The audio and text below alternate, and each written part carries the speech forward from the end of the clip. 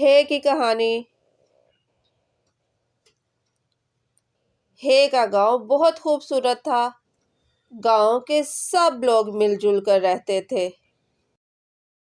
ہے اکثر اپنی دوست کے ساتھ کھیلا کرتی تھی۔ ایک دن ہے کی امی نے حلوہ پکایا اور ہے سے کہا کہ اپنی دوست کے گھر بھی حلوہ دے آؤ، کیونکہ ہے اور اس کی دوست کو حلوہ بہت پسند تھا۔ ہے خوشی خوشی اپنی دوست کو حلوہ دینے گئی۔ جب ہے اپنی دوست کو حلوہ دے کر گھر واپس آ رہی تھی تو اس نے راستے میں ایک مینڈک کو دیکھا جو رو رہا تھا، بہت پریشان اور اداس بھی لگ رہا تھا۔ ہے نے مینڈک سے رونے کی وجہ پوچھی تو مینڈک نے بتایا، میں ایک حوض میں رہتا ہوں۔ میں حوض سے باہر چہل قدمی کے لیے نکلا تھا اور چلتے چلتے کافی دور آ گیا ہوں۔ اب مجھے اپنے گھر کا راستہ نہیں مل رہا۔ ہے نے مینڈک کو تسلی دی اور کہا کہ تم گھبراؤ مت، ہم دونوں مل کر تمہارا گھر اور حوض تلاش کر لیں گے۔ ہے اور مینڈک حوض تلاش کرنے کے لیے چل پڑے۔ مینڈک خوش ہو گیا کیونکہ اسے امید تھی کہ اب اسے اپنے گھر کا راستہ مل جائے گا۔ تھوڑی دیر تلاش کرنے کے بعد ہے ایک حوض پر پہنچی۔ ہے نے حوض پر پہنچ کر مینڈک سے پوچھا کہ کیا یہ تمہارا گھر ہے؟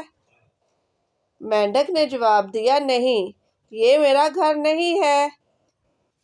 میرا گھر جس حوض میں ہے وہ حوض ایک بڑی سی حویلی کے پاس ہے۔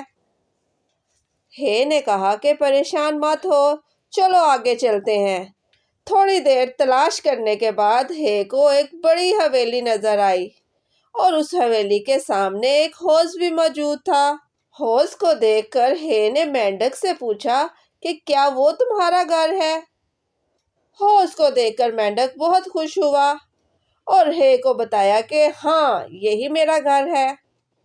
ہے نے مینڈک کو حوض میں چھوڑا اور گھر جانے کے لیے واپس چل پڑی۔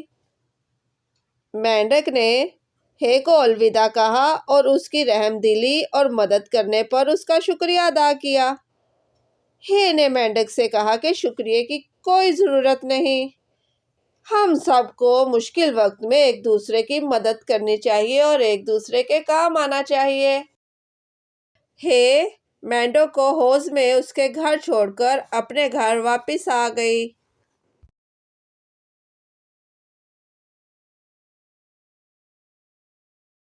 ہے حلوہ، ہ حلوہ، ہے حوض، ہ حوض، ہے حویلی، ہ حویلی۔